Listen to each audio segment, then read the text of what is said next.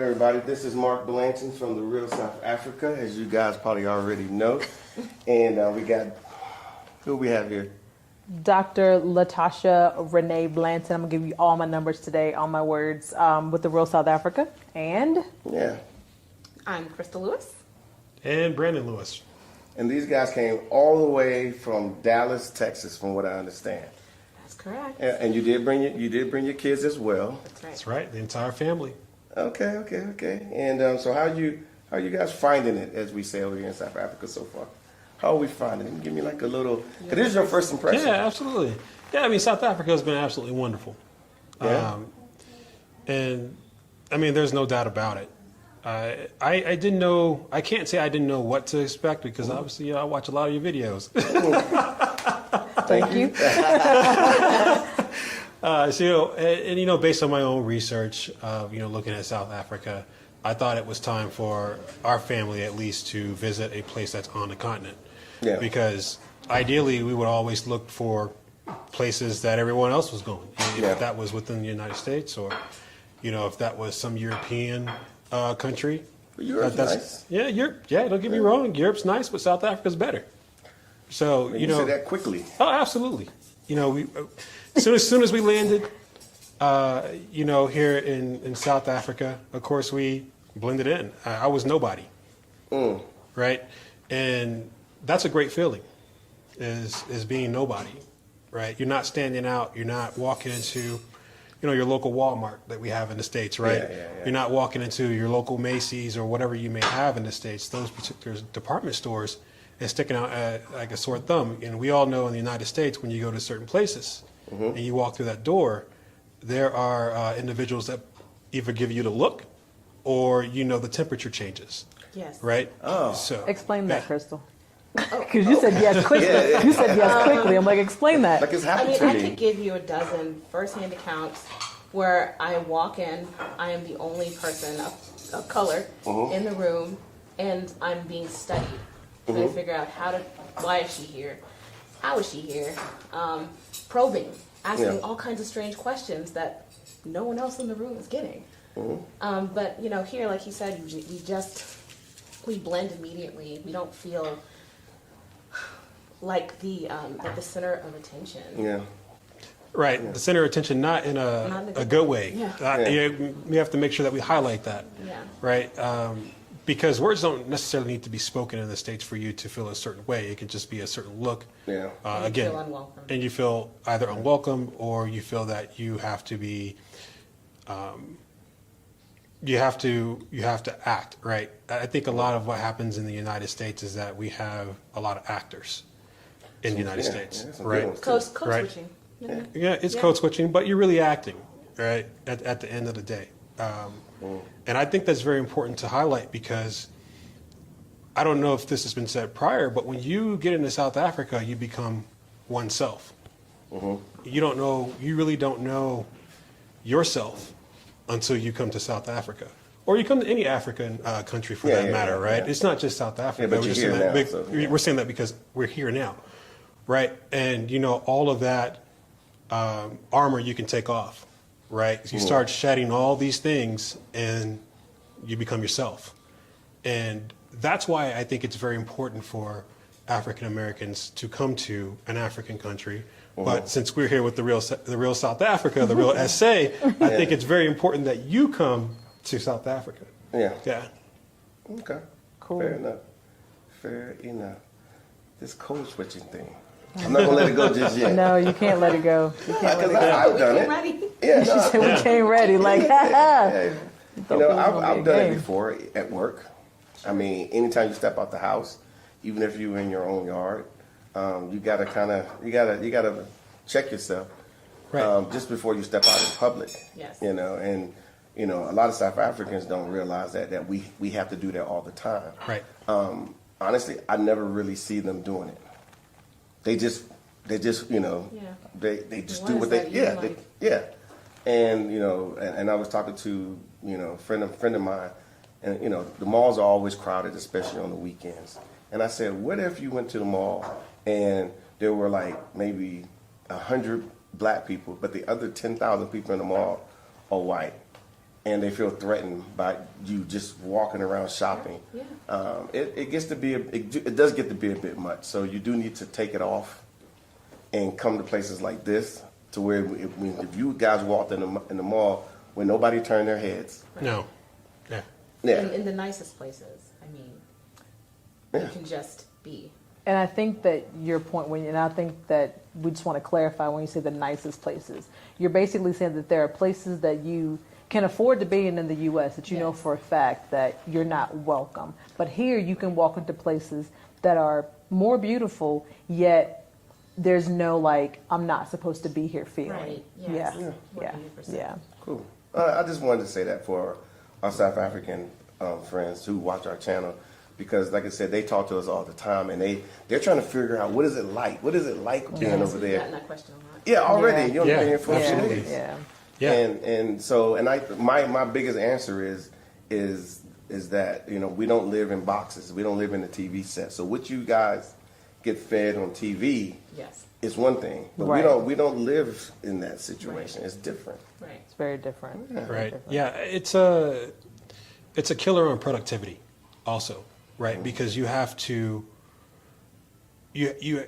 arm yourself and prepare yourself for these situations every day, right? So you are actually burning through cycles, and when you get here to South Africa, that disappears.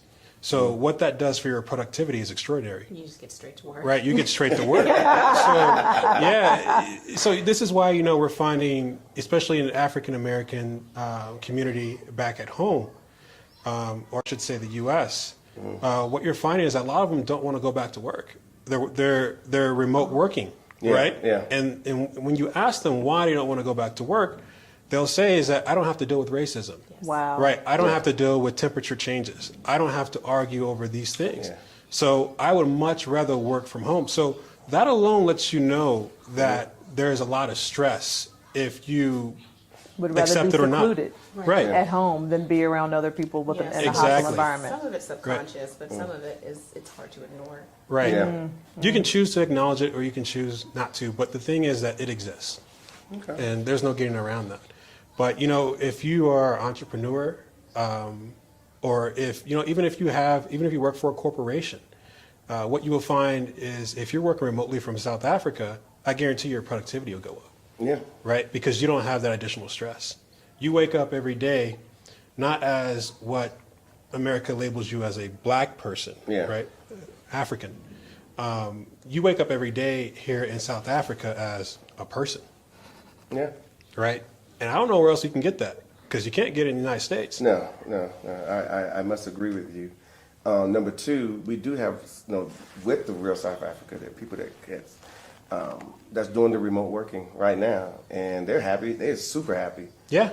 They came here as a tourist with us. We tell people all the time, come as a tourist, get hosted, so you can see what the lifestyles and things that you can actually do. Because Right. a lot of us that come here, if we're at this level in the U.S., we come here and we try to get here at this level when you actually can be at this level. So the young lady that's here now, she came here with us and was like, whoa. And then so she got a remote working job. She called us immediately and said, set me up, I'm coming back. Okay. And she's been here, she's going to be here like 80, 90 days? No, it's right at 3 months. She's been here for 2.5.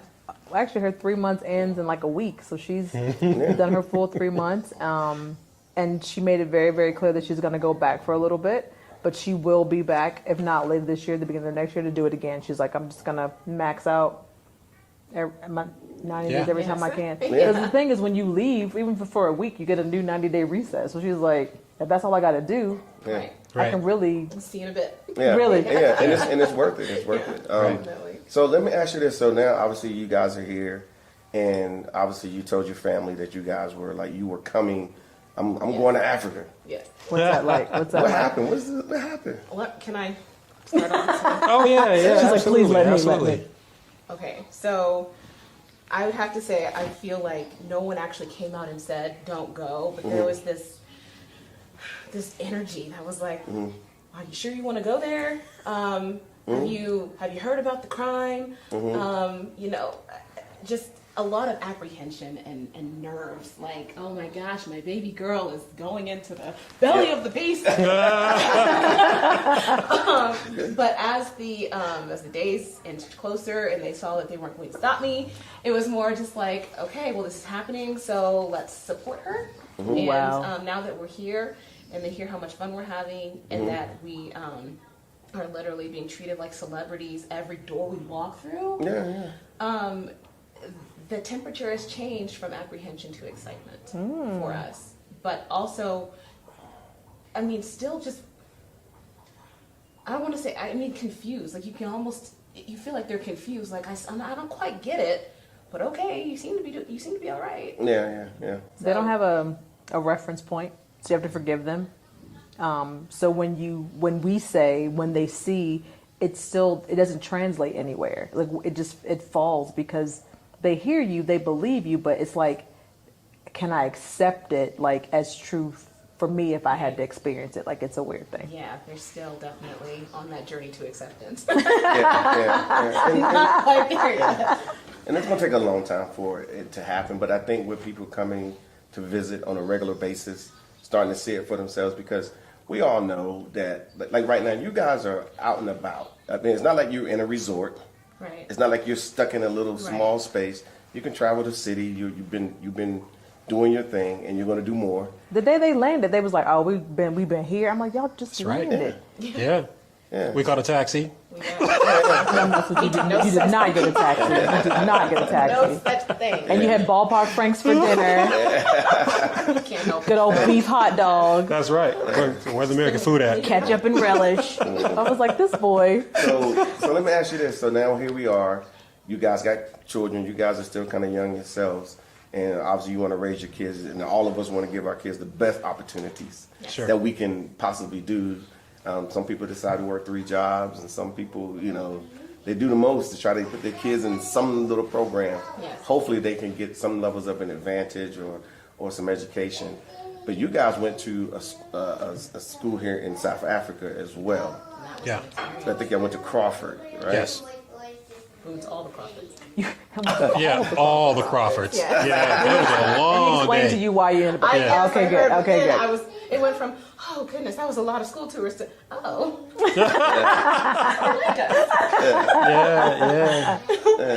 Yeah, that was, man.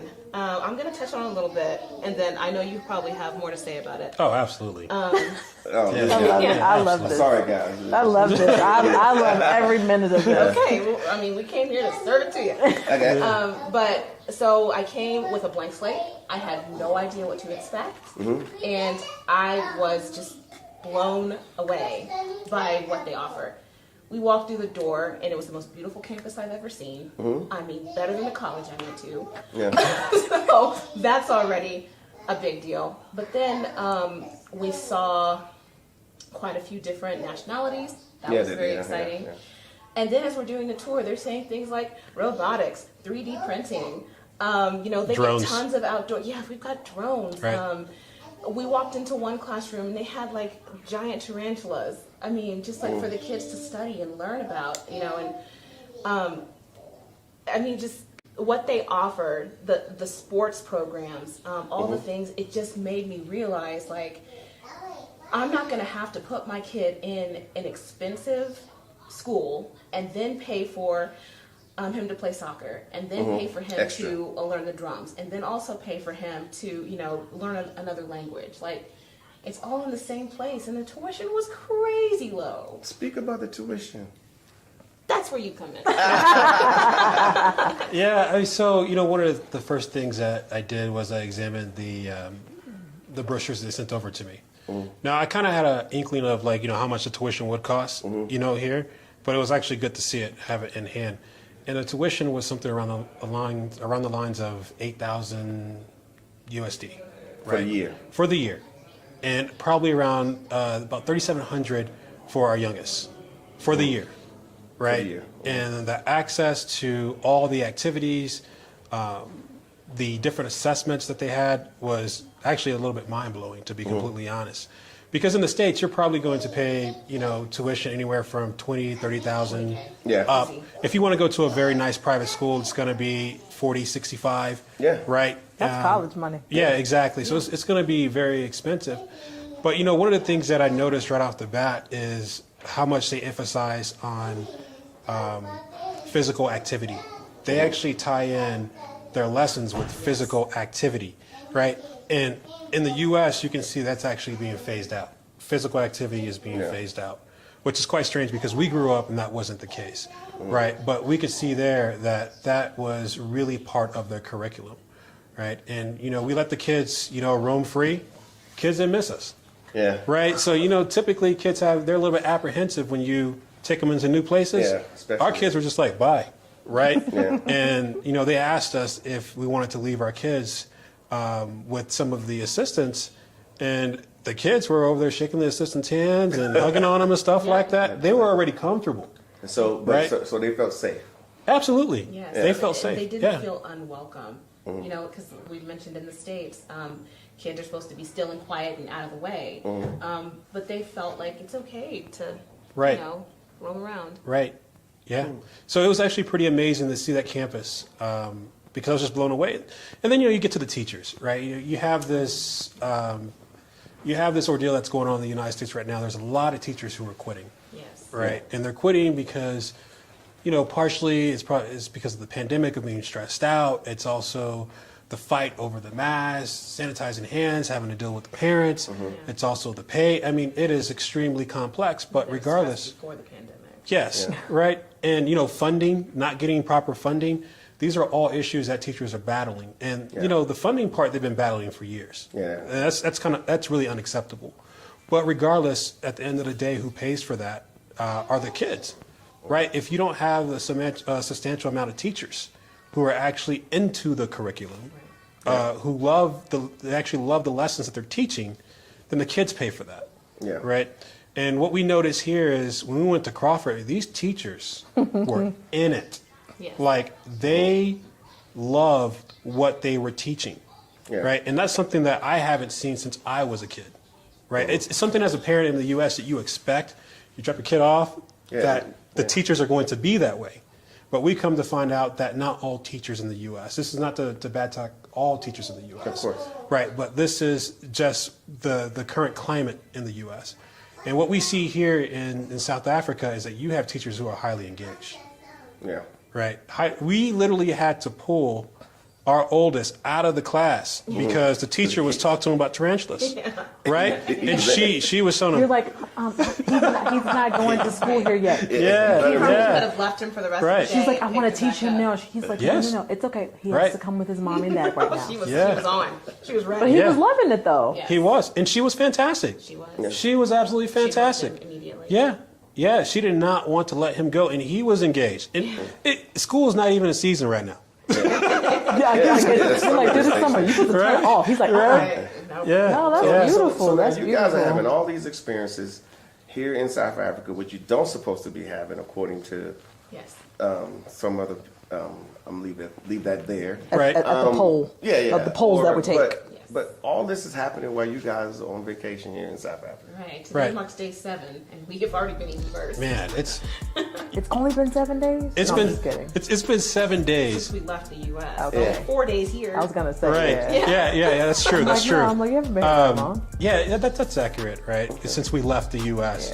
Yeah. But I will say this: for the time that we've been in Africa, South Africa, I feel like I've done more in a week than I can do 6 months in the U.S. Yeah. Right? Maybe a year, right? In terms of just talking to individuals, And meeting people. Meeting Having people. Good, meaningful conversations. Exactly, investment opportunities, all those different things have taken place in a matter of a week. Yeah. Right? And Connections, networking, like, Yes. the connection and networking is easy. Yes. Right? And that just goes back to our initial conversation when you look around and you're dealing with a populace that looks like you. Right now, you are American. Don't get me wrong. And people do recognize that, you're American by the way that you talk. But, in the U.S., typically there is, we have certain stigmas based on the way that you talk, right? Yeah. That's not here, right? It's like, hey, they're American. I want to get to know about their culture, and we're itching to know about their culture. Yes, there's 100%. Right. that connection again. Right, and once that connection has been made, then you have the opportunity to do a lot of things, right, in networking with the people here. So I like how you said that, because what we know to be the truth is that I know South Africans in particular want to fellowship with Americans. Yes. And then so that's why you're here, and now you're here, and now you're fellowshipping with South Africans with ease. Yeah. And loving it. And that's just the way it's supposed to be, because if obviously we're talking, now we can start doing more things. We can educate some kids. We can Open some doors together. Yeah, we 100%. can do a lot of things. So that's what's happening, and that's why we always want people to come as a tourist. Just come. You don't have to have everything lined up perfectly. Right. Every little hour, every day. However, if you come as a tourist, there's a lot of things that are going to happen to you that I can't say that it's going to happen to you, but I know it's going to happen Right. to you. Yeah. Right. I know it. Yeah. So open mind, open heart, honestly, just come with, like you say, no expectations. But come receiving and accepting. Yeah. Absolutely. The things that you're gonna, just little things, you're just like, that's amazing. Like, I think we talked earlier about how free they are with their little people. I call them little people because I don't like the right kids, but Tiny humans. tiny humans, right? And I think that you've noticed how your kids just get to be like, he walked into the school and they're like, oh, let me take him, versus, Right. And how does that make you view like what they're going to have access to if you do transition versus what they would be exposed to or have to tolerate on that side? I hadn't really thought about that, but I guess the first thing that comes to mind is, the earlier opportunities are presented to you, the faster you grow, the further you can go. So, again, all I see is opportunity for them to be great here. Yeah. I must agree. Yeah. Yeah, absolutely. I think that you remove a lot of barriers. I think it's either it goes unacknowledged by many, but your kids in the U.S., they also have to face their own stress, right? And they may not be able to communicate that stress to their parents, what they have to face in school, right? And so when you come to SA, that stress is removed. Everything, I can't really say everything as an adult the kids face, but on some level they're facing it. Yeah. They just don't understand it. They can't put it in context, or they can't put it in words, right? Even if that's racism. There's like, I don't know what that is, but I'm being treated differently. Right, they don't understand Right. why Then your they act energy out. changes. Yeah, and then they act exactly. out. Absorb it, yeah. Right, and so they got to learn how to deal with that, right? And you also have to learn how to have that conversation. It gets really old. For me, the trigger even coming to SA was the moment that I realized that I was going to have to teach my kids the same lessons that my mom was telling me about being African American in the Wow. U.S. How to Yeah. conduct yourself. How to conduct yourself. Yeah. And I said, wait a minute, this has been going on for way too long, and I'm not going to do it, right? It gets to a point where you have to step up and you have to actually start making a change. Yes, is there another way? Right. Yeah. Right. And so when we talk about, the barriers and the stress that the kids have to, these barriers that these kids and these hurdles that these kids have to go through, and the transition to SA, or a place where, they find individuals that look like them. Yeah. It doesn't have to be the majority. It just has to be a certain nice amount where they can look around and say, hey, I can achieve these things too. Yeah. Right. And that's massive. Right? When you can look around and say, he's doing great things, he looks like me, I can achieve that too. Yeah. Right? And with the kids, just kind of just tying this all back in, all that is removed so now they can focus. Focus on the lesson. Right? Yeah. And that's how they will become, smarter, better, and more efficient individuals, because now they're solely focusing on the lesson and nothing else. Yeah, but another part to that, the kid stuff, yes. Also, too, as an adult, we're growing. We're still learning. We're still growing. We're still learning lessons as we Very age. true. And it's kind of like when you come here, maybe the tree. Well, when you're in the States, the tree is growing sideways a little bit, but now you get to grow. You get to go straight up. Right. You do. How And of about course, And you do, because I've been. We're avoiding stuff on that side. And it's very painful. It really is at the end of the day. The older you get, then you start getting more, mad. You're like, man, I can't believe I still got it, But the bottom line is, coming here is a good thing. And we want people to come here and, like I said, to have these experiences, like you guys have having. And you guys are telling the story that you guys have happened, that has happened to you so far. But let me ask you this: did we make it a little difficult? Because a lot of people are like, oh, how do you get to Africa? I can't get to Africa, or they don't never see anything that's saying go to Africa, so they never go. They don't see anything from a tourism bureau. Like, for example, did you see anything in your years being in the U.S. that say come to South Africa besides what we were talking about? She giggles. No. What I knew about Africa before we heard about the real South Africa, $1 a day will feed a child. Like, that's true. Yeah. That was it. Yeah. And I didn't even know that there were parts of Africa that were built up. Like, no idea. Yeah. Now we have those that say, well, but there's the internet now, but there's no desire to even look it up. Because there's no reason to. We get fed a whole bunch of other things. Our plates are full trying to learn the stuff that they're telling us to survive there. Right. So we don't look over here at Africa to look for anything. Right. No. Yeah. There's no reason to look. It would never even have occurred to me, because in my head there was nothing here. Why go? Yeah. Why even? Why? And I know that I'm showing myself right now, but I just got to be honest, because I know I'm not the only one who thinks that way or thought that way before we really dove in and started researching it. Because as I was telling friends and family that we were coming here, people that I thought were woke asked me, why? That face is saying a whole lot. Because they probably looked confused just like that. Why would you? What's there? Yeah. Why are you going way out there? Yeah. And that was my issue as well. Especially when I got here and saw what I saw, like what you guys are seeing now. I was thoroughly impressed with black people here on the continent. I was like, whoa, they doing this. At the end of the day, like I said, you guys are going to learn a lot more. And then I'm hoping that you will, either make obviously you'll make a plan over time, because now you got real actionable data. Right. Because you're here. Yes. Yeah. And then you might, and then you'll have more data, and then you'll do your own research and whatnot. So it's gonna be a good time. And you did all this on vacation. Yeah, of course. But we did make it easy for you to visit. Oh my gosh. You basically handed us all the things we needed on a silver platter and said, show up here at this time, and there'll be somebody waiting to drive you. And we set up some reservations at some good restaurants for you to sample. So we didn't have to do all that planning on our own, which again helped us to sort of, it took a little bit of the stress out of planning a trip with 2 small children. Yeah. It gets to be a bit much. Thank you very much for that. Silver platter. We talk gold platter. So to actually take a step back, on that mark.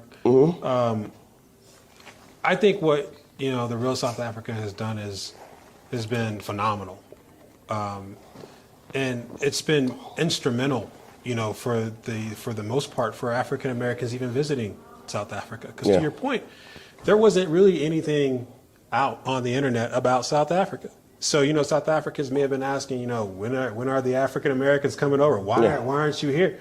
We have everything about it. And then on top of that, to your point, the same image that has been fed for, I don't know, several decades of the African child starving with the tank top on, batting the flies and the rice, and that image has been served to African Americans for years, and it's traumatized some African Americans who may have a hard time thinking outside of the box. Right. So we don't fault them, for that, because it's not their fault, right? That was just the narrative that was taught to them. And you really didn't know anything else. And of course, you have the narrative of, Africans don't like African Americans. I hate that one. I don't know where that came from. right? But, early on in my years, especially in high school, I had the opportunity to meet a lot of Africans, from Nigeria, Ethiopia, Somalia, all over the place. And, of course, I would ask them ignorant questions in high school, like, hey, you guys have Coke machines over there? And they're like, yeah, we got the same thing that you have. Yeah. Right? Yeah. Exactly. Like, everything you have, we have over here. And it was very hard for me to digest that, especially as a high school kid, because even in high school, you're being taught these things that Africa is extremely poor. Yeah. Right. Through our formal training, right. Our formal education says that Africa is a no-go land, especially for you black people. Right. Yes. Don't go. Yes. Exactly. Because we're not from the continent, they don't respect us. That was always what I was fed. Right. Yeah. Yeah, and that's certainly not the case. No. Right? We came in, and again, I've said this multiple times, the South African people have been fantastic. And, we went to Soweto. Yeah. And that was planned by the real South Africa. We did that too? Yeah. Those guys. And, one of the narratives that I heard about, I didn't take it as truth. But, one of the narratives that they share about Africans is that Africans are lazy. And we know that not to be true, right? Yeah, man. We know that not to be true. However, they spread that narrative, and they still spread that narrative. Yeah. But, you go down to Soweto, and those are some of the hardest working people I've ever seen. Yes. Yeah. Yeah, I got hustled Yes, out of a few dollars. Yeah, And I was like, whoa, wait a minute, what happened? all good, though. I mean, not in a bad way. I want to emphasize it, not in a bad way, but that's just salesmanship, right? Yeah. And what they say is that, Africans don't have, A, B, C, and D. And that's simply not true. You have hardworking South Africans here who are looking for opportunity. Yeah. Right? And, that's either overshadowed or, it's blatantly just lied about. But we saw that firsthand on the itinerary. We saw that firsthand in Soweto and what you booked in our itinerary. Yeah. And it was a fantastic experience. Cool. Yeah. People turning their homes into storefronts. Like, Yeah. Oh, it don't yeah. get more hustle than that. Oh, yeah, you got to make that money, baby. Yeah. That's what I'm saying. Yeah. I'm like, Yeah, got a little shebang going on, but it's okay. Yeah. So let me ask you this. So, because obviously we talk with a lot of people that's intending to come. And, they don't want to go too far from their Chili's, from their Applebee's, from their Buffalo Wild Wings. Yeah. They don't want to go too far from their Chipotle's and Taco Bell's. Did the food sit with you guys? Okay. I have had some delicious moments at the dinner table. Mark. I love seafood. My husband is allergic to shellfish, so that's something that I'm not going to cook 2 dinners when I cook. So I have to make something that the whole family can eat, which means I've had to forego shellfish for now almost 10 years now. Yeah. For the most part. So I have eaten my body weight in prawns. Oh, yeah. And no, I haven't missed a thing. I will say that during the pandemic, I did all of my cooking from home just out of safety. And I was really looking forward to having someone else cook a meal for me. But I just, again, blown away by how fresh everything is, how delicious everything is. And I haven't craved a hamburger once. Yeah. I haven't craved Pizza Hut once. Yeah. But we do have Pizza Hut And I don't this year. eat it. Yeah. And you won't go to them like, if you went into pretty much anywhere and ordered a hamburger, those $20 hamburgers you get in the States, those big hamburgers with it cost you roughly they're like $5. Exactly. $5, and you got a proper beef hamburger. Yeah. I'm talking about proper beef hamburger versus a patty that was come off a truck. Yeah, it's just been frozen for Food. here and there. Yeah. I mean, the food is phenomenal. So you would recommend that people shouldn't be so concerned because They're expand upon my answer. Yeah. Even if you don't stay, I think it's imperative that you get to the continent. Yeah. It may not be SA, but I prefer that you book it through the real South Africa, the real SA. Yeah. Right? It's imperative that you get to the continent to experience this. Okay. And I know that you've mentioned this several different times in your videos that you got your first trip, you go back, you feel depressed, but you got to feel it. Yeah, you got to go feel through it, right? It's like, oh man, that was great. All the things that I missed. You got to get that feeling. Yeah. But also, your first trip is not really to do everything. Like you're gonna have a lot of people who are gonna come and do. Now, the itinerary that you booked for us, we're doing a lot. right? We are doing a lot. But you're not going to be able to do everything, and that's okay, because the first trip that you make through the real South Africa should be a trip about making connections. So make connections with the people, right? Start to understand the people of South Africa. Take off those American layers, and just sit back, relax, and as Dr. B said, just be in the receiving mode, right? And make those connections the first time around. Enjoy yourself. Go back home. And then book your second trip. Yep. And when you're on your second trip is when you come back and you expand upon those connections, right? You expand upon those connections, right? And you start looking for opportunity, right? And I think you've highlighted this multiple different times. But it might be some people watching this on YouTube right now and say, "Oh, Mark is just saying that because he just wants us to spend some more money." But that's just the fact of the matter is that it is not in your best interest to come here and impose your ideas or to,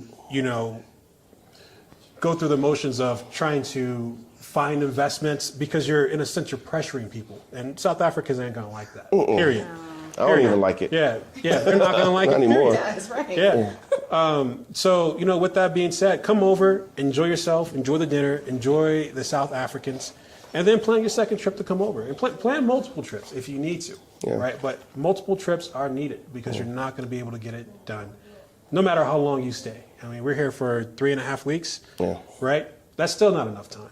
3.5 weeks is not enough time. Yeah, it's going to take a lot. Yes. But I would say, like you've heard me say, come, then go back. You guys are going to start unpacking everything on the plane, on the ride back. Like, man. And then you're going to start talking, and then you're going to be every day talking, and that's a good thing. Yeah. And then eventually, like, we got people they're like on their third or fourth trip coming back over here, and they're here. We got matter of fact, we got a family that's flying in tonight, a family of 4 flying in tonight. Yeah. Oh, okay. Yeah, Awesome. but we sorted them out. They didn't have to wait for a group. They didn't have to wait for anything. They booked their dates, and they're flying in tonight. Yeah. Oh, yeah. Congratulations to them. Exactly. Yeah, absolutely. They're going to enjoy every minute of it. So y'all can teach them what to do. Say, hey. just a little bit. Just a little bit. I mean, we're still amateurs. We're still learning ourselves. Yeah. You got a couple days on them. Yeah. So, but overall, do you feel safe? No, I have to ask. I got to say that because some of the questions that we get, people say, "Well, is it safe?" I mean, I don't think it's any more dangerous than Dallas. Right. So Dallas might be a little had worse. that conversation so many times just amongst ourselves. So I'm going to, say this as diplomatically as possible, but there's a lot going on in the States to where I now no longer go even to the park with my kids without my pepper spray in my pocket. And I feel like that says a lot about where I'm from. So the fact that I have come here and I felt safe from the minute, the wheels touched the ground, I think that speaks volumes. So you heard all the sirens all night long. And, the police pulling people all the time. Yeah. It's crazy, right? Yeah, it's just nuts. I don't know where I can't going believe at night. Oh, my goodness. At my hotel, it's been nothing short of amazing. Oh, I forgot to bring that part up. So the accommodations that we sort you guys out with, talk to me about it. Is it okay? Is it More than okay? Yes, that is the understatement of the century. Is the Road Lodge, or what's that Motel 6 level? Maybe half a step. Motel 7.5. Yeah. It is. You didn't leave the light on for us. I did. You said it's spectacular? It's absolutely spectacular. I'm fortunate that I have parents that have taken me to some really nice places. So I've gotten to stay in some really nice 5-star hotels. Yeah. So my expectations are already, pretty high. Yeah. And I've never stayed anything like this little suite that we're staying in. I mean, marble everywhere. And the flatware is nicer than I have at home. Yeah. Everything. It's just beautifully decorated, and it's pristine. It's pristine. And you know, when we feel that the people that come here, you know, they need to come here and experience this at this level. Yes. And they should. It just makes it much better. And I'm going to say it versus getting something that they may have found online that may be okay, where the price is right or whatever, and then and then they're stuck out in the middle of somewhere because they didn't know exactly where it was, you know. And but it looked good, and then they get there because we've had people, and I will say it, we've had people that come here and they're like, oh, I'm here now. I'm like, okay, great. I'm glad you made it. You're here. Not with us. Sure. And then they would like, yeah, can we go somewhere else? I'm like, why are you asking me about going? You made your reservations, right. But they picked some Airbnb or some situation they thought was nice because they thought they were going to be able to try to duplicate what we do. But this was a lot of work to do to do this, so they think they could duplicate it. Yes. Exactly. Yeah, we appreciate that. Yeah, I mean, and we appreciate you even saying it to duplicate it, and then they fall short, and then they're calling us, hey, we want to do like what y'all do. We see people do with the Real South Africa, and I'm like, well, you probably just should have booked with the Real South Africa. We could have took care of you, you know, tremendously. It's a little late to be like, hey, I'm here now, and be like, hey, what about? I'm like, it doesn't work that's that stuff way. that's explaining. A lot of planning.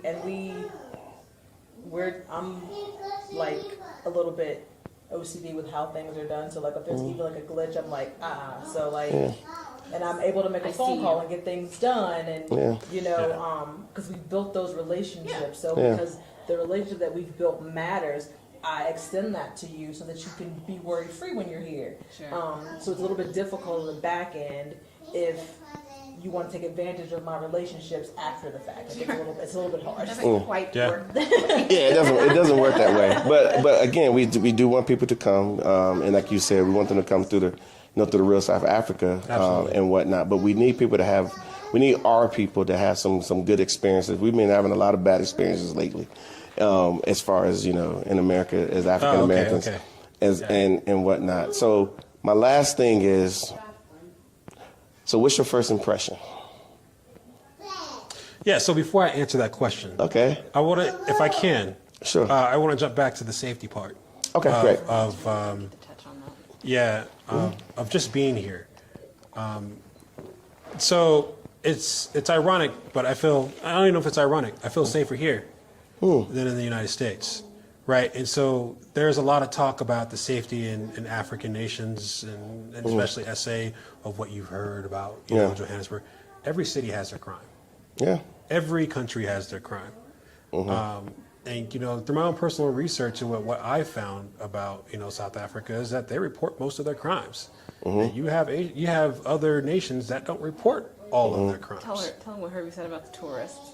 Which tourists? What happens if you hurt a tourist? Oh, yeah. So we were in Soweto, and Herbie said here in Soweto, if you were to, I guess, participate in any like malicious activity that would hurt a person, people in Soweto coming after you. They are taking justice. Solid community. Yeah. Now, you look in the U.S., like, you know, we do have a community, but I've never seen anything that solid. Yeah. Right. So it is keeping, you know, people. It's keeping people aligned. Right. It's keeping people in check. You have the checks and the balances. There, but you know, wherever we went in our travels, we never felt unsafe. Now, what we do know is in the U.S., you may not come across you may not use the Green Book. But you may use a electronic version of the Green Book. That's Sterling. Go have a seat, guys. She want to say the truth. Okay, that's it. That's all good. Come on, buddy. Have a seat, honey. Yeah, you can sit right here. But you know, there are certain areas in the U.S. that you can't travel. Or you got to be cognizant of where you need to travel. Now, a lot of people may not know that, but African Americans do. And our adventures here in South Africa, never a second thought. In terms of our safety. Never a second thought. I do have to say, too, that it probably has a lot to do with the fact that, you know, you guys have drivers for us. Proper. And, you know, when you know the city, you know where to avoid. Like if I have friends or family come to Dallas, I have parts of the city I'm not going to take them. Yeah. But if they were to just get a rental car and go exploring, they might end up on the wrong side of of the good neighborhood. So I think that speaks volumes too. That you guys continue to put us in situations where it's controlled, and and you know that we're going to be taken care of. Yeah. You basically go the same places I go. Right. Yeah, and I'm everywhere. Yeah. Yeah. Yeah. But getting back to your initial question, Mark, our first impression. Yes. Right. Absolutely fantastic. I don't even know if I could put it into words. Right. You handled everything for us. We just paid and we showed up. There you go. I mean, it was almost like wedding day for me. Right. You have to do that. Look, not for me. Not quite the same experience. Yeah. So we. All the things. Yeah. So we booked. We showed up. Everything was handled. We stepped into our room. The room is phenomenal. The view is phenomenal. We could tell that you put a lot of thought, right? And we appreciate that. Thank you. Holistically, 100%, a lot of thought in our hotel room. Yeah. Yeah. Certainly, this isn't by mistake that we gotta have this beautiful view. Yeah. The Blantons had to come in here, and say, say this is it. Everything's right? checked out. Right. Many times. I Yeah. needed them to have fun, to do their stuff. So Right. To be like, Yeah. We gotta make sure the baby girl's good to go. Yeah. Yeah, that's all I'm concerned with. she's a queen princess. She's like, both of them. She is running this Yeah. joint. She Cool. really is. She's like, Yeah. that's me. Yeah. So the kids enjoyed the view, right? Yeah. So the view is absolutely phenomenal. So it's the small touches, but we also understand that that's work, right? A little bit, And we appreciate that, 100%, because it makes it that more special. There's one thing that I think everybody hates. Yes. And it's like when you, Chris, right? It's like you go on vacation, you book the hotel, right? And then you I wish I would have got that view. Yeah. But now I'm stuck in the corner. Now I have to go through Expedia, right? Yeah. And they're probably not gonna get my money back, or whatever travel agency you went through. And it's like, I should have booked with the hotel. So it's a lot of what ifs, right? Yeah. You erase that and you just come and enjoy yourself. Yep. And that's what the real South Africa does. And you do a fantastic job of doing that, right? And so we're only a week in, right? Yeah. And we still got more adventures. And so It's gonna be interesting. Yeah. No, for real. Because where they going next? Cape Town.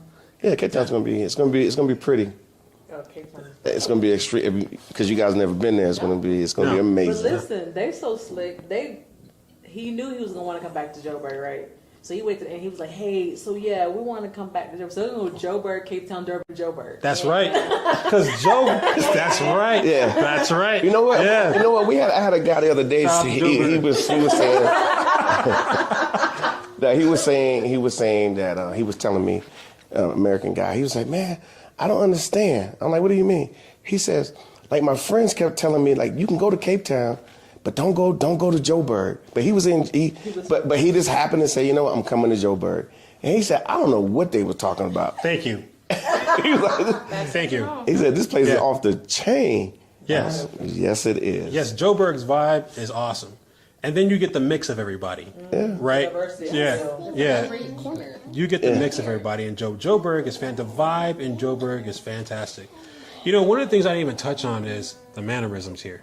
I'm not old by any means, right? But there's a certain level of respect that everyone appreciates, and the respect is already given as soon as you land, right? It's yes sir, no sir, no ma'am, yes ma'am.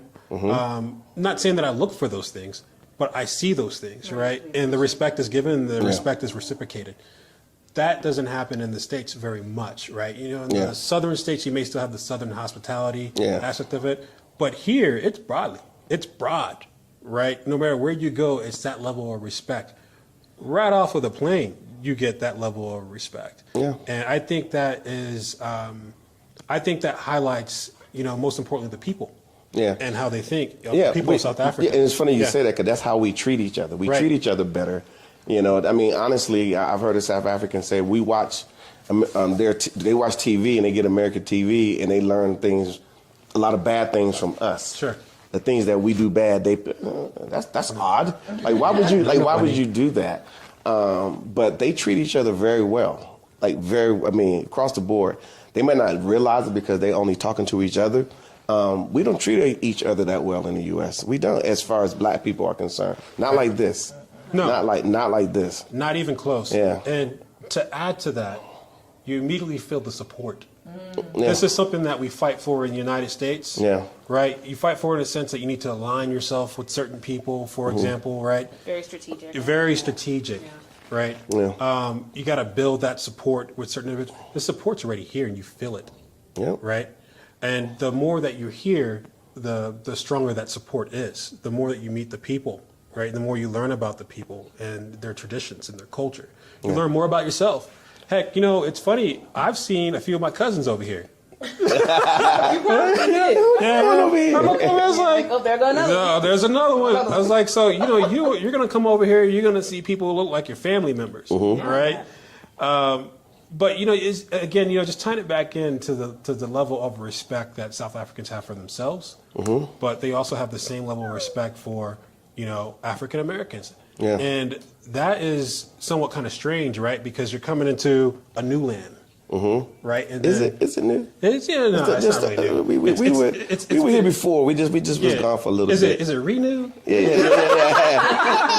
So now we're back. We are back. Yeah. So nonetheless, again, I think that speaks volumes to South Africans. Well, good deal.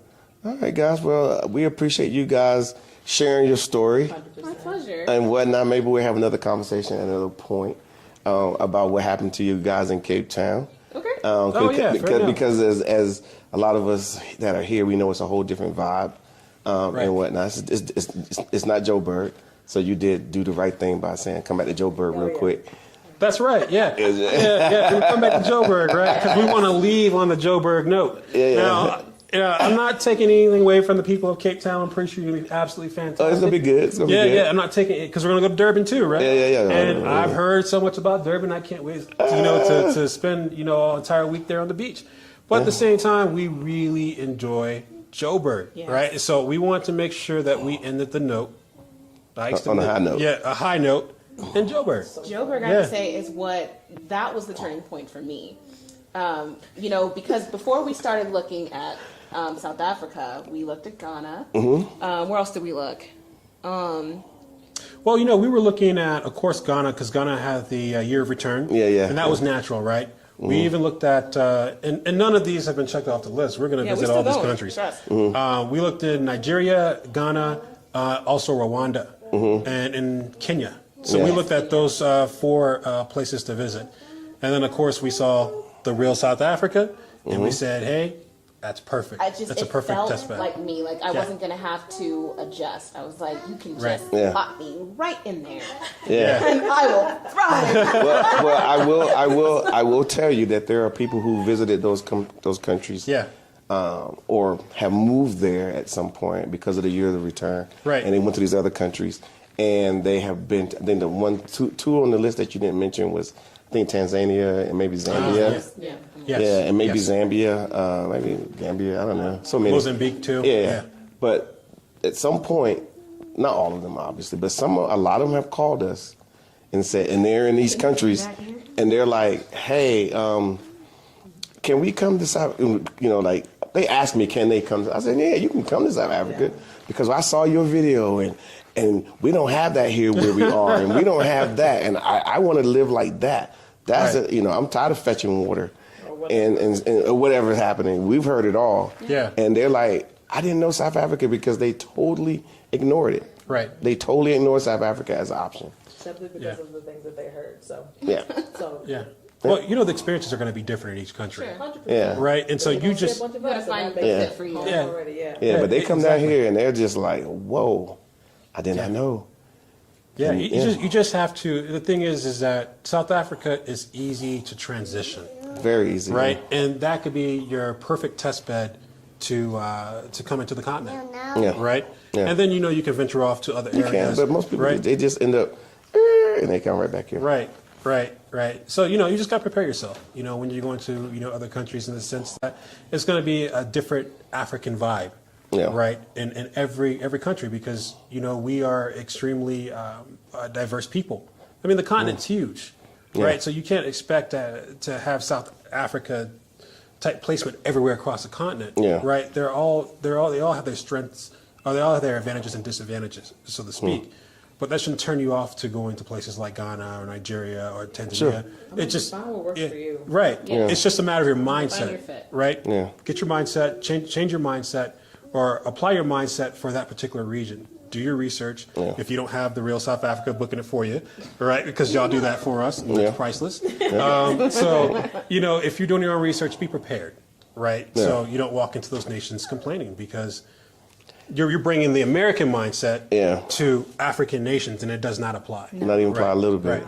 Right. I think a lot of people have deferred to, because they're in the States, and they're seeing these 54 nations, and then they might narrow it down to, let's say, 5, whatever 5 it may be, and then they're almost like spinning the wheel and say, well, I still don't know what to do. So then they say, okay, I'm going to take what's that DNA test thing?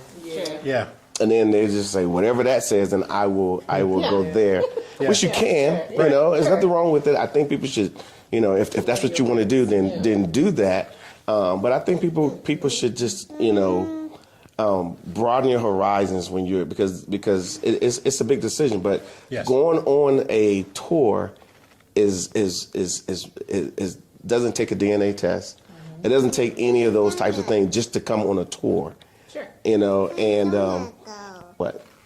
Well, and not just tour, because we use that term loosely, because to go, most tourists that come here that don't come with us don't even see Joburg. Yeah. Don't see Joburg. Yeah, most tourists, they don't. Like 1 or 2 days, they don't see any of the things you guys have even saw. Yeah. And then they get whisked out to the bush, and they're there for the rest of their time. So they miss all of this interaction. Sure. All of this networking, all of this. Yes. I don't even know what word to use, but you. Yeah. They miss all of that. So it's not so. It's so sad. It was a sad day.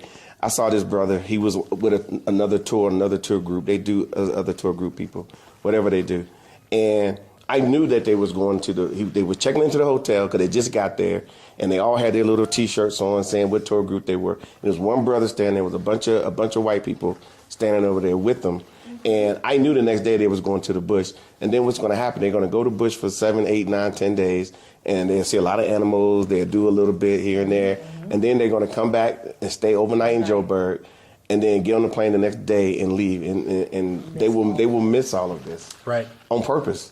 So like I know we're pretty much the only ones that are doing it this way. Right. Yeah. Okay. And that's what you're paying for. Yeah. Right. Yeah. So if you're on the website, you look at it, you're like, oh, I don't know, I can do it myself. Oh, the price is a little bit too high. And what you're paying for is the work, from the Blantons. Yeah. Of the years of experience of being here that you don't have to do. Right. Right. Yeah. You Guesswork. exactly. You just show up. Right. You pay. You just show up and enjoy yourself. Yeah, and that's the way to do a vacation. Absolutely. Yeah. All right, guys, that's it. And we will chat with you guys later. Hopefully, like I said again, hopefully we get a chance to see them one more time and we'll find get time if and you find out wanna talk. and find out. Oh yeah. We'll talk.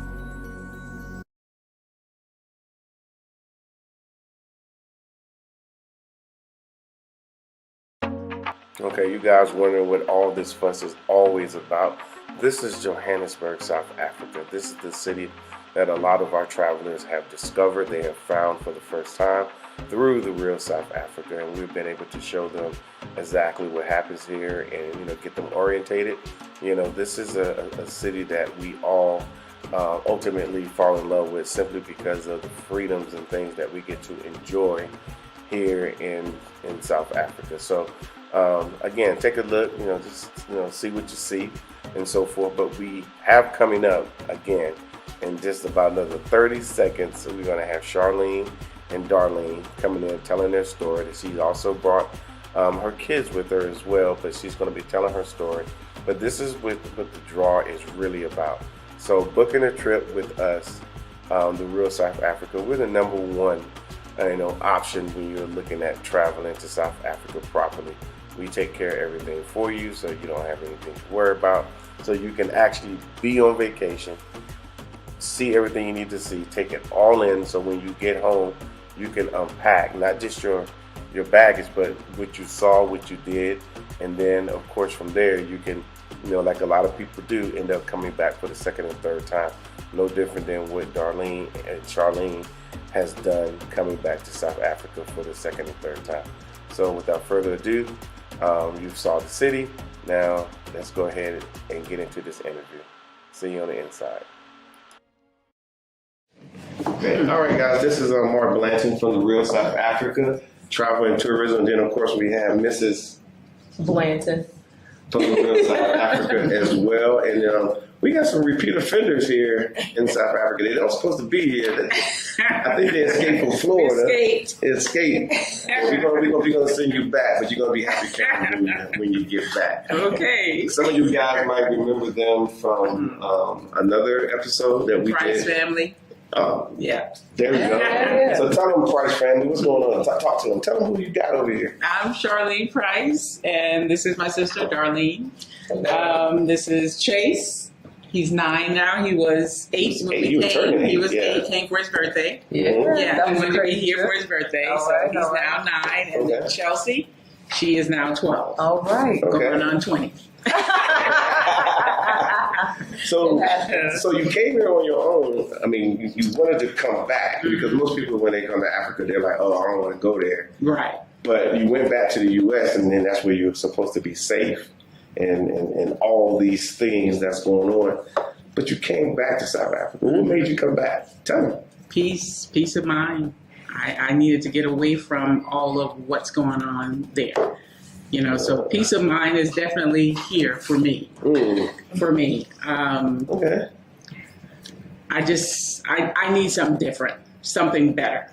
And I know, having come here the first time, that there is something better outside of America. So, and when you know better, you do better. Hey, he knows it. All right. You must get told that often. Don't chase. So it's not easy being there, knowing that there is more outside of where we are. Yeah. There's a better life outside of what we're used to, Mm-hmm. So I'm just not comfortable. Like, I cannot see myself. I'm retired now, so I can't see myself just staying in that same situation and nothing is getting better for us there. I can't do it. I can't. I'm ready to move on. But wait a minute. Now, this is America. Okay. This is Ronald Reagan's America. First thing in the morning type stuff. Yeah, it is. Okay. Well, Darlene, your sister, her doppelganger. It is a good way to call it. It's Yeah. a doppelganger. What's your deal? Well, I am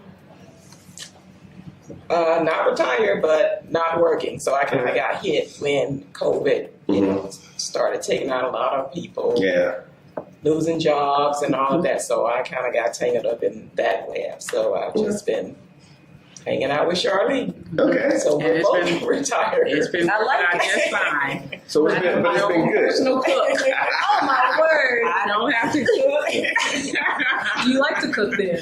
She loves it. She loves it. Yeah. Okay. Yeah. Okay. So this is your second time here, correct? Yes. So how did she have to convince you to come?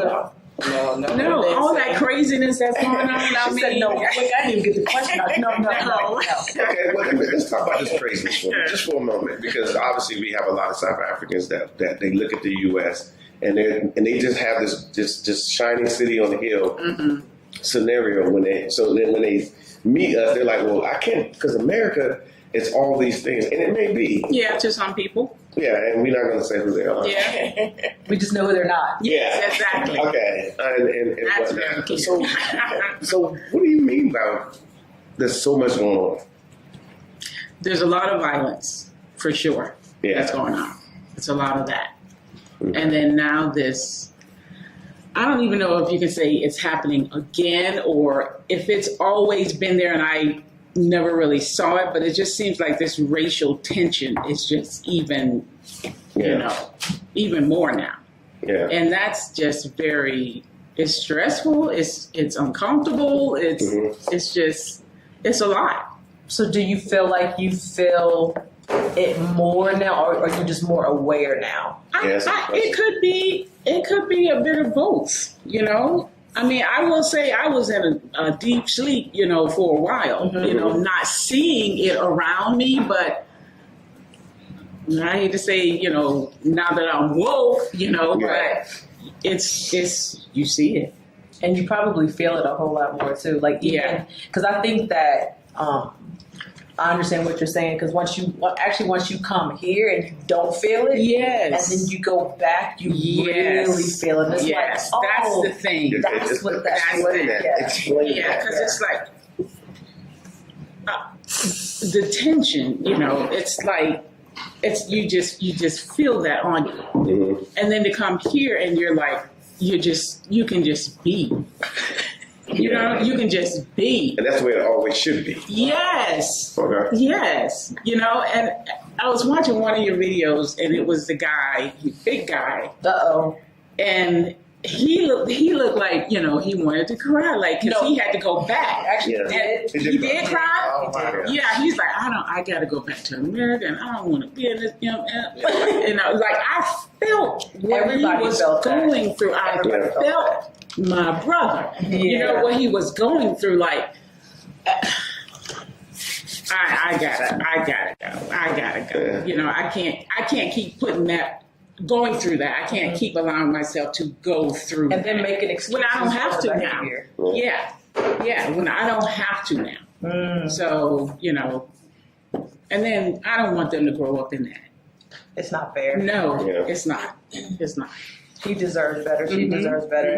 And when you look at what they already have tolerated in 9 and 12 years, you're like, and you said to yourself, it's not going to get any better. No. Like, what is that going to do to their emotional and mental health if they got to be subjected to that every single day? So because one of the things I think of, I mean, we've you know, you mentioned it off camera, and we won't get too deep into it about the African Americans, you know, and of course there's the same phenomenon happening in Great Britain as well.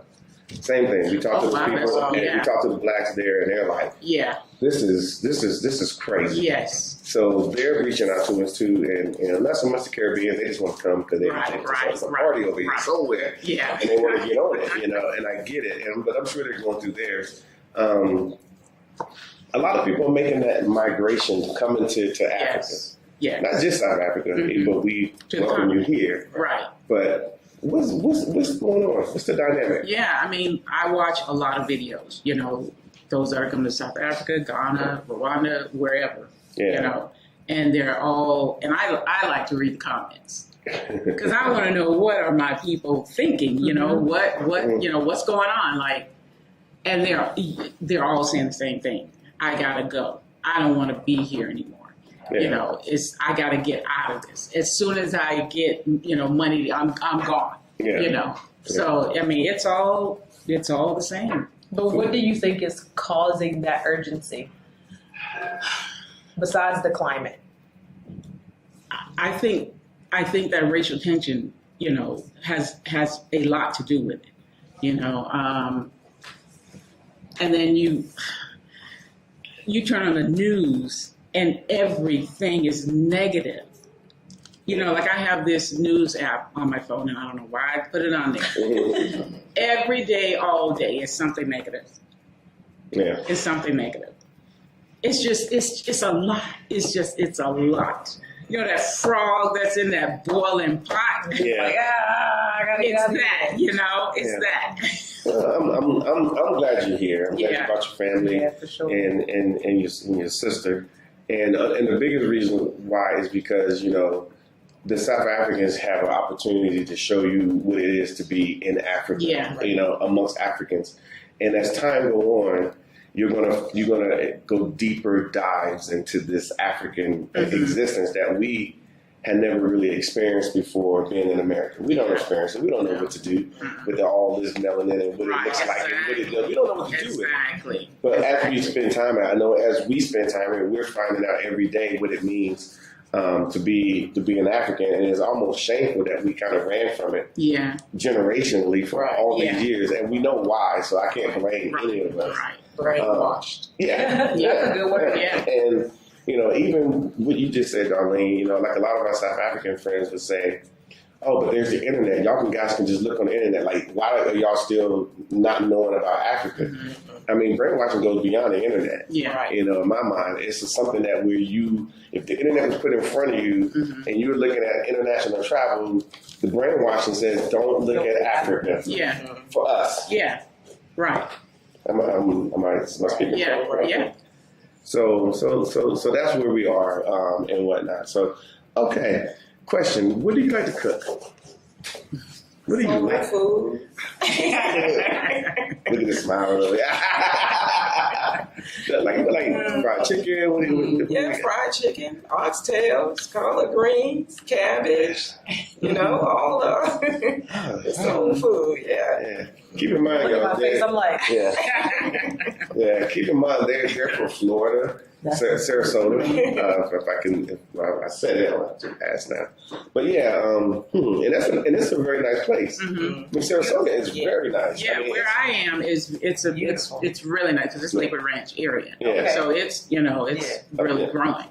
So and you still feel the way you feel. Well, it's not, it's it's a nice area. It's a nice area. But it ain't leave it at that. They let me be there. There's probably a quota, but this is the only one we're done. Thank you. I'm kidding. But we honestly we do feel like that sometimes. When you look at it, you're like, ain't nobody else. It's not like when you do see them, it's like, oh, okay. You're like, hey, and you don't want to get too excited because you don't really want to. Because if they see you get to it, they'll be like, too excited to see the other one. You know how they do. But being I'm starting to implore the fact that we're telling our stories. We're telling our own stories, like in open space, and hopefully that these African nations open up to to us African Americans that want to come back. We don't come back with nothing. Right. We come back, and willing to, be part and assist in bringing in that good food that you're talking about. That's why I asked that, because you're going to be cooking for some South Africans down in Soweto. They're going to be like, well, hold on, we need her here. But we do bring a lot to. Do you think as African Americans bring a lot to the table? I believe so. Okay. We've gained a lot while there, a lot of skills and talents and all of that, and have been able to build upon it as much as we've been allowed to build upon it. So with all of those skills, gifts, and talents, I think a lot of us would be more than willing to lend our hand into these African nations to assist in whatever. We ain't coming to take over. We ain't colonizers. We ain't never been colonizers. They got their thing going. They got it on 4 wheels. It's on 4 wheels. So they turn like WWE just trying to get in there. Exactly. Let me get in there real quick. Exactly. Trying to get in there. Okay. So as far as the movement, you feel that it's growing. Like you can probably see in the next few years that it's growing. Yeah, and since COVID, it's grown even more. Like when we were in lockdown, like I said, I'd be watching the videos and reading the comments, and most of what you would hear people say is, as soon as they open up the gate, being locked out, as soon as they open up, I'm out. Yeah, and a lot of people follow through. Yeah, I must admit that even us people coming down here to South Africa, we're getting a lot more calls than we've ever gotten. People have been digesting our content that we put out, and it's just stuff that we see. It's not like we're making this stuff up. Right. Stuff, and you've been here before, so you know what we're you can validate what we put out. Just for the normal consumer. Because as I'm going to ask you, why is it so hard for people to believe what they see, even in video? Like, why is it so hard?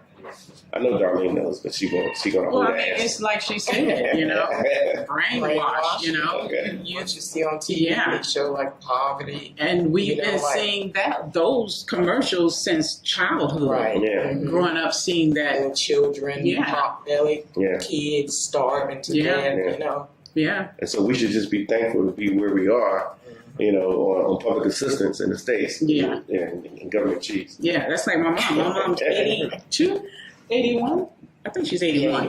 Uh-huh. And she still thinks it's the way they portrayed it on TV. Yeah. Even though you guys, Even though we told her, and shown her like some pictures, like this is what it like, you know, because we said, why don't you come to Africa with us? yeah, And she's like, I'm not going to Africa, you know, like, you know, and you was expressing what she thought, you know, like, no, it's nothing like that. It's Wow. nothing like that. 81 years old. Yeah. but it's hard. Yeah, It's hard. it really is. It's It really hard. is. And you know what's funny too, because we get, I hate to tell, I will say it, that we get people that are in their 80s Mm-hmm.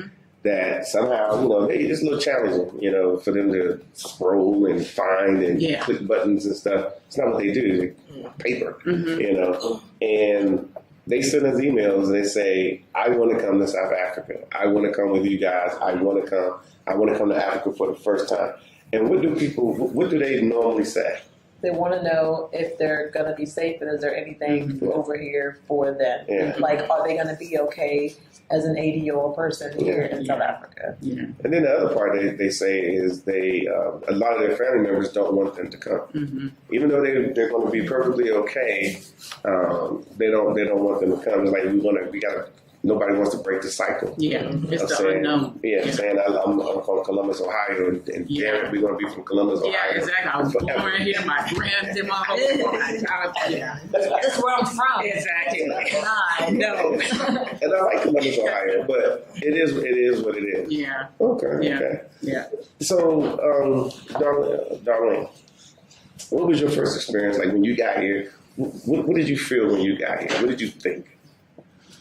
First time in South Africa. It was different. I mean, the environment felt different in, you know, Florida. Florida's a whole nother atmosphere Yeah, by it itself, is. though. So. Yeah, I mean, like I said, I didn't really get to adventure out much, but it just felt nice to be amongst my people, you know. So you played in South Africa? Oh, yeah. Oh, yeah. Okay. I know these my people. I like it. As a representative, a student representative, we're gonna claim you too. We're gonna claim you too. Welcome home. Thank you. That's cool. So I guess the next question is, this is your third time, your second time. What is the goal and the mission of this exploitation? Well, this mission. Exploration. Exploration? Yeah. That makes sense. No, You said exploitation. I think I meant that.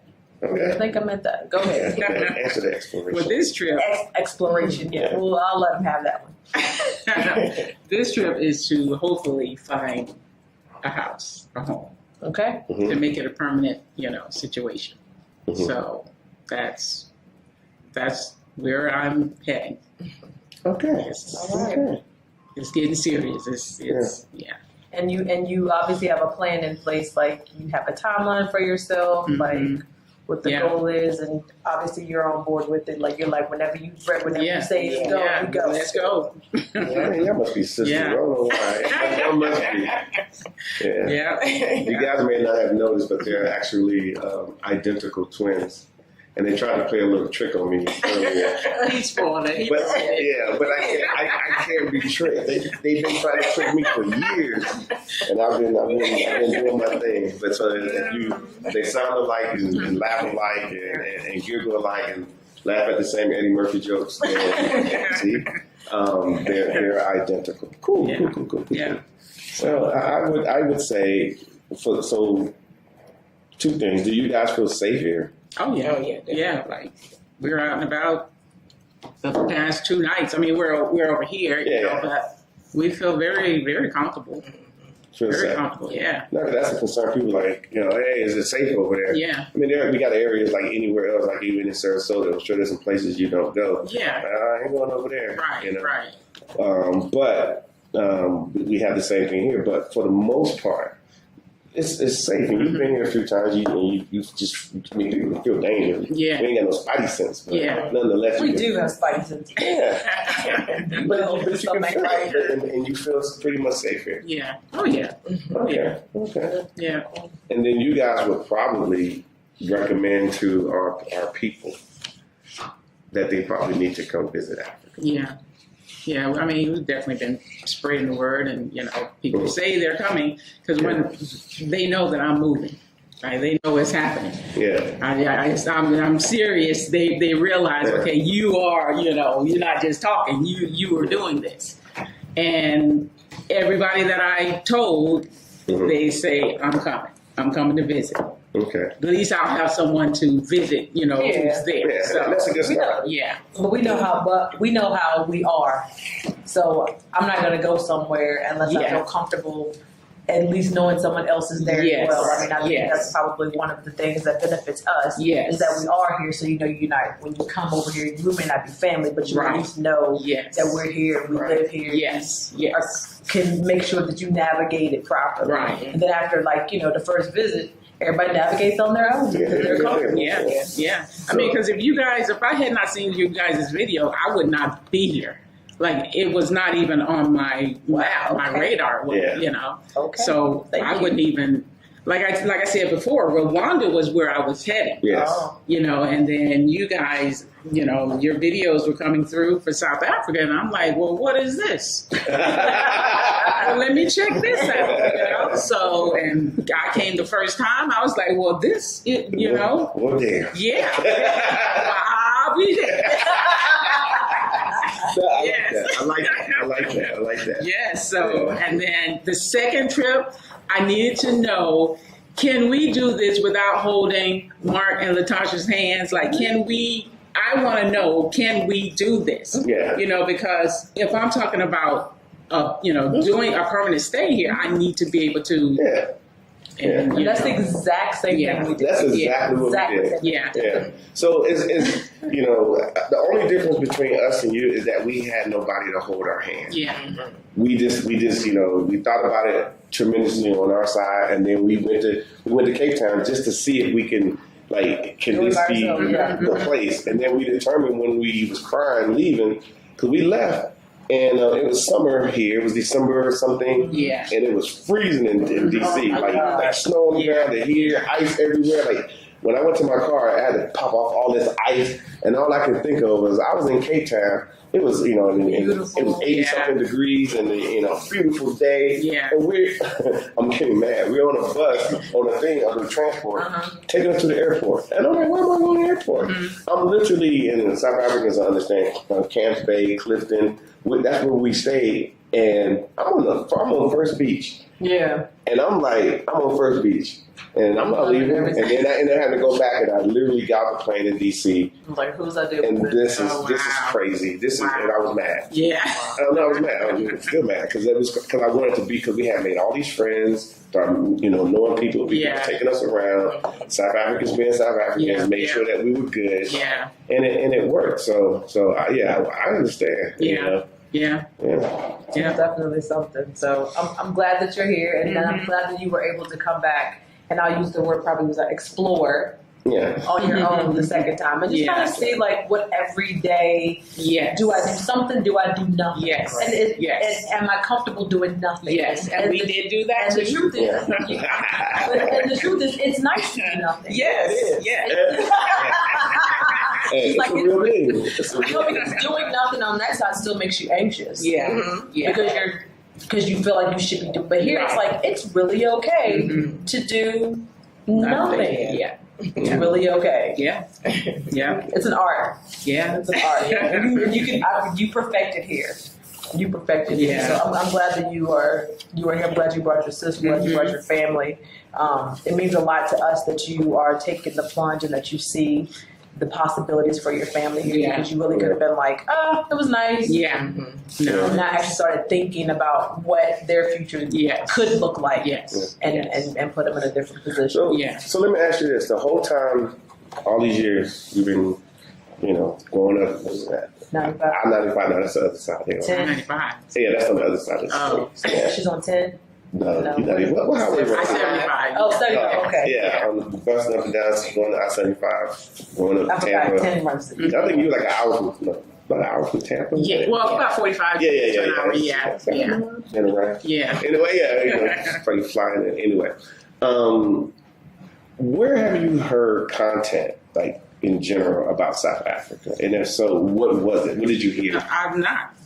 Like I said, your videos was my first hearing of it. Okay, so since then, have you been seeing other content, like, from, like, maybe the tourism bureaus or? No. Because I was under the impression that they're starting to. Oh, well, I'm not hearing it.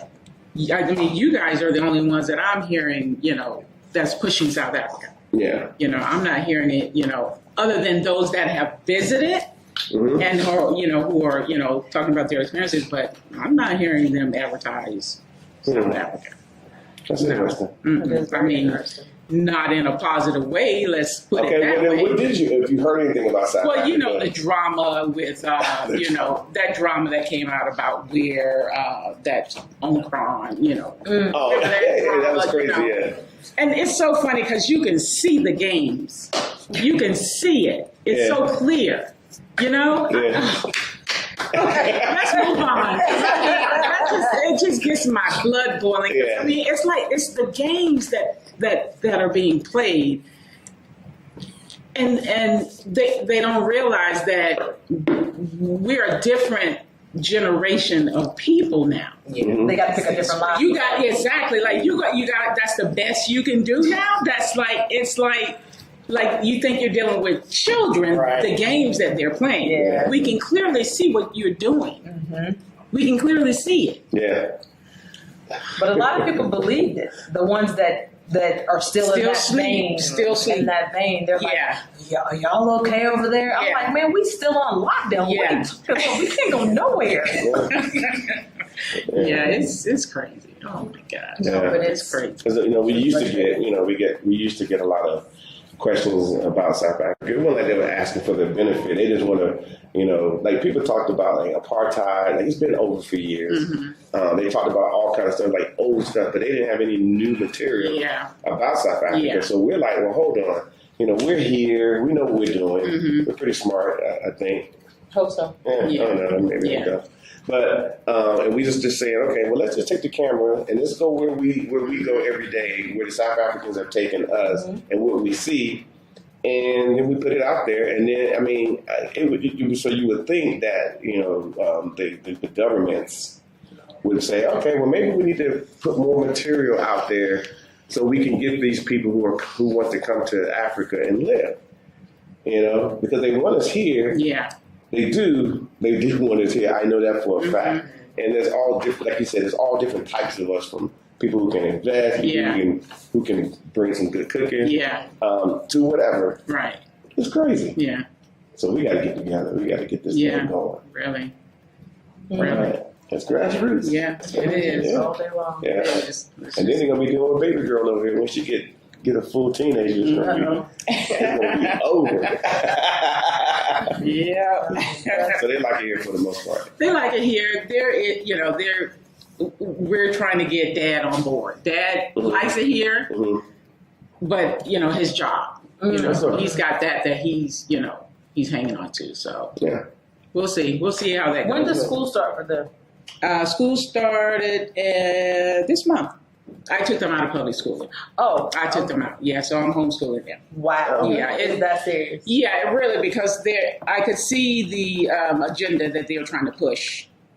And when my daughter is coming home drawing certain things. That's a project? Yes, it's a project, and I, have to explain, listen, you're going to do this to get this grade. But this is not us. We don't co-sign this. Wow. So, and it was like more than one thing happening in a month, within, months, It's funny that you say that because I have another friend, and he has a little girl, and she's like 5. Mhm. And when he showed me her project for school, he was like, "What is this mess? Yeah. That they want my 5-year-old in kindergarten to do this project? Yes. Like they're already enforcing this." Mm-hmm. Mm-hmm. He's like, And that's how they got us. They start young. Yeah. They start young. And nobody they said keep anything. that cycle going.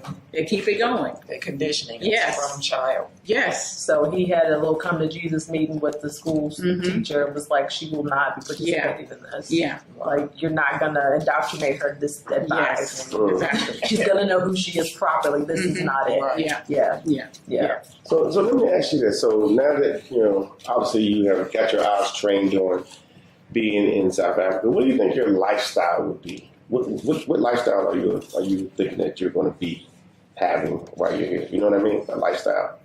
And Like what level? Like you think you're going to be living pretty nice? oh or- yeah. Yeah. That's the plan. Wait a minute. Yeah, I think so. I think so. I mean, I'm not gonna lie. Where I am is nice. It's I it's don't nice, say so. But I'm gonna be stepping it up. Look, darling, she's like, "I'm gonna continue my bougie." Right. I'm a little higher. I We'll do didn't it do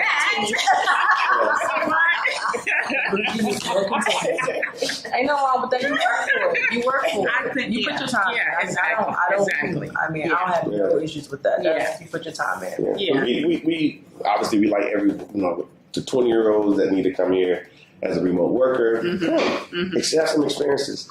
But I think a lot of people who are because people have made a hard decision. I'm saying bad decision. They retire. The money gets cut in half. The income they used to this income. They gotta make decisions. Yeah. And the cost of living is a lot cheaper. So our dollars will go, a long way. Yeah. So You got to think about those things. yeah, exactly. Yeah. And I think people can get by much easier Oh yeah. on this side versus here you are, you retired, now you got to pick up another job and maybe another job just to make the meetings of the meetings, and then you're still not getting ahead. You just right ahead of the wave. Yeah, with the way the housing market is now, rent is like in my neighborhood, it runs between $2,500 to $3,000 a month. I'm sorry, what? And could go higher than that, depending on what you get. You said rent. But rent, That's a mortgage payment. that I know. Exactly. Okay, I was just I thought something was wrong with me. No, because it just Manatee County, Sarasota County, it's just crazy. It's crazy. Yeah. Wow. Here, three. That's Can you imagine? Matter of fact, I thought about it. That's about 48,000 rand a month for 3,000. 48,000 rand a month. You can have the best of the best. Yes, exactly. If you wanted to spend that kind of money, Exactly. you would actually have the best of the best. Yeah. Yep. Yeah. Yeah. It's very expensive. She's like, that's just the rent. We ain't talking about not the other stuff. Exactly. And that's another thing that utilities is going up. Yeah. It's getting crazy. So household monthly bills can be what, $8,000 or something? Depending on your situation. Yeah. That's like 120-some thousand rand to It's a live. lot. It is a lot. Yeah. It is a lot. And here it takes roughly 40K, I think, somewhere there about to be. Like, Comfortable. good. I'm Yeah. okay, and I'm frying Yeah. my chicken every Yeah. night. And my oxtails and all the crazy cabbage. Yeah. Yeah. We got oxtails in there part in that. Are you serious? The oxtails were what? $5? It was like $5 for. They were there. It wasn't It was much. like $5 something. So explain it. Just oxtails. But she's the Yeah, but people know about oxtails in the States. And, Yeah, and are they make oxtails. how much do they cost Yeah. where you are? I think it's like $12 or something for a little small pack like that. In the States. Yeah. And And then you bought some here yeah, and they're like $5 something. for about the same size, Same size. Mhm. but you pay like $5. Like, that's less than half. Yeah. Yeah. Yeah. Yeah, it's a big difference. She said, "Ooh, they got oxtails." No, I'm just kidding. And the chicken, you know, the chicken was like $1 or something. Yeah, It's like $1 or something. Proper chicken. Yeah. proper chicken. Exactly. Yeah, it wasn't, you know, the legs weren't like, Yeah. With the wing like this big right here. Right. That's a proper wing. You know it looks like Exactly. It looks just like that. Like that you're like, what am I eating? This brontosaurus wing over here. It's a little crazy on that side. You know, I guess they got to feed so many people. So they got to make up food and tell you this is food beyond whatever this is. They got to feed it. Yeah, but here we got enough food for the amount of people that are here. Yeah. And then some. Yeah. You know, and then people are still making their own food because you go out in the villages, people got their own cows, their own animals, they got their own vegetation and they grow their own stuff. Yeah. So they don't even rely on the food system that's available. Yeah. And that's why when you go to the store, I'm sure they were full. The shelves were full. Oh yeah, Mm-hmm. definitely. Everything's full. So I don't know what to tell you. Yeah. Okay, well, I'm glad you get. Is there anything that you want to add? Anything you want to let people know, or just rant about? Yeah, and it's like everybody who had come here have said, you gotta come and see it for yourself. Yeah. You know, you gotta come. There is a better life outside of what we have known. Yeah. There is better. Yeah. So, And I'm trying to find out. She's like, I'm gonna come along for the journey and get in while I fit in. And the good part about it is, you know, people, we get this question sometimes. People like, so do I got to give up my citizenship? no. You know, I mean, that's how I feel. Like, that's citizenship. I'm like, no, you don't have to give up anything. Yeah. But it'll be a non-issue once once you come over and realize, Yeah. you know. Yeah. But you can keep it if you want. That is just that. Sit there in the back drawer, you know. She's like, drop it back there. Yes. And there's nothing stopping you from visiting the U.S. You can go anytime. You know, there's people like, I miss my so-and-so, but then this same so-and-so, they don't see them for a whole year anyway. Yes, they only see them during the holidays. So you can live a good life on this side and then freeze your tail off going back to the States. Yeah. That's a hard pill to swallow when the weather's nice and, I mean, the sun is... Yes. Somebody told me that the sun is a little... I mean, I think it's more intense here. I think so. But they said the southern sun is way more intense than the northern sun. Yeah. And I believe it because, man, it could be in 68 degrees and sunny, and it feels like 80 degrees in the States. Yeah. You know, so I don't know if the Fahrenheit and stuff is in the Celsius. Pretty hot. Yeah, so... Yeah. But I think this is where we should be anyway. Mm-hmm. It just, I don't know why. It's maybe because... On the continent somewhere, at least. Yeah. All right. Well, thank you for chatting with us, and we will try to let people know what's going on. Yeah. All right, guys. We see.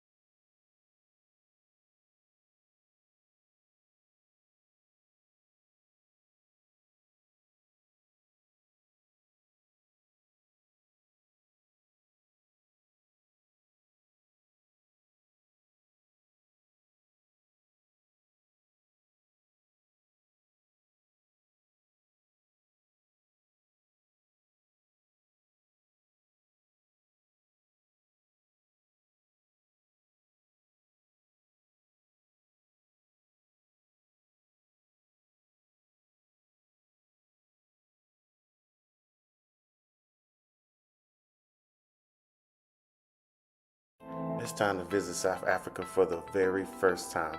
Come and feel the vibe, taste the food, do all the good stuff. Visit us at therealsouthafrica.com. It is so exciting to come visit The Real South Africa.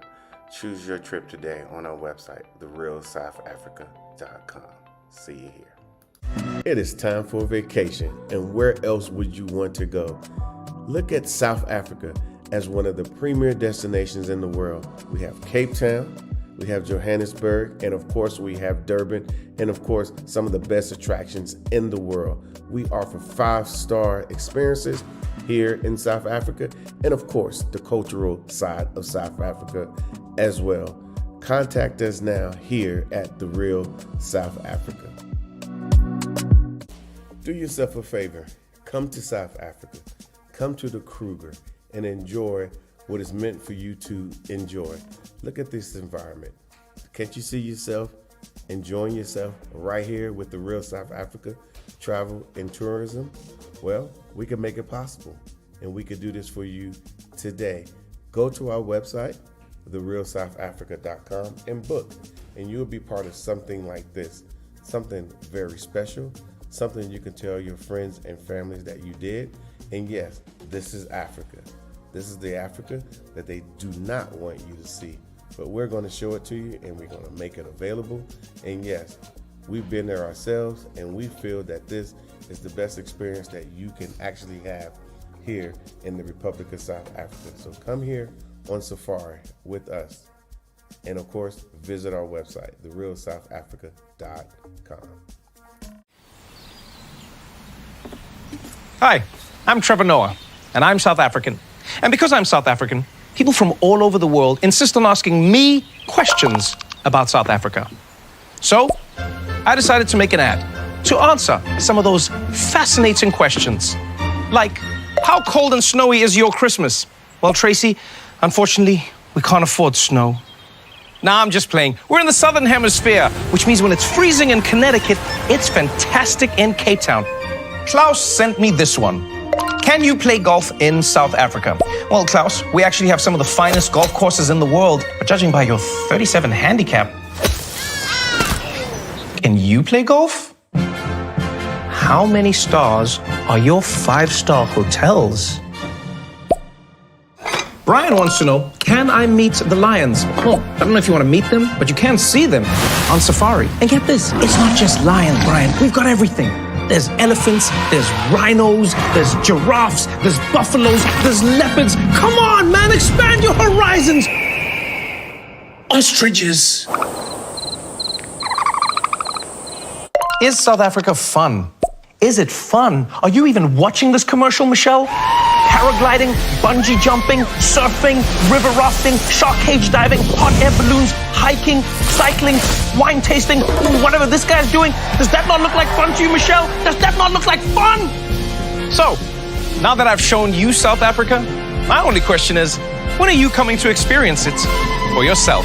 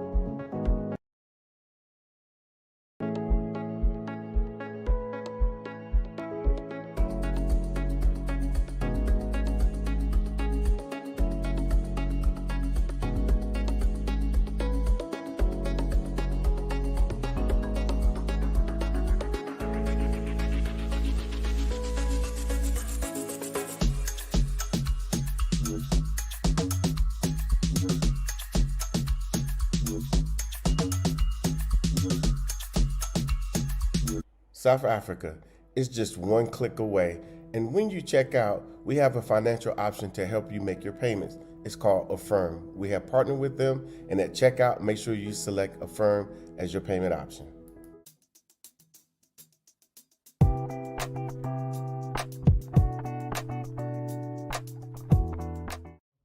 All right, guys, this is Mark Edward Blanton from The Real South Africa, and guess what? Our visa services is back. We're going to be helping you guys with visas because we all know that it can be problematic to get a visa here in the Republic of South Africa.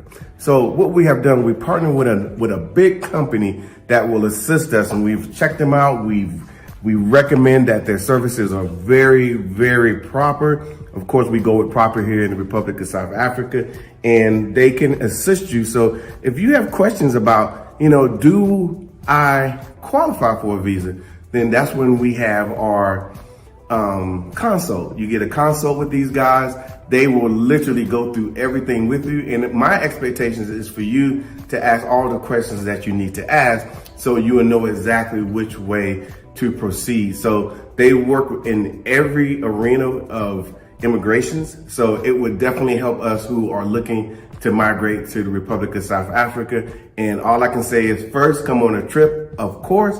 And once you come on a trip, then you will be motivated to do all the work that needs to happen for you guys to come to South Africa properly. So all I can say is this is a great team. This is a great situation. All I can say is, again, reach out to us at outreach@therealsouthafrica.com. We will respond to you, and then you'll get an email, and then the process has began. Okay, so we will see you guys here properly in sunny South Africa.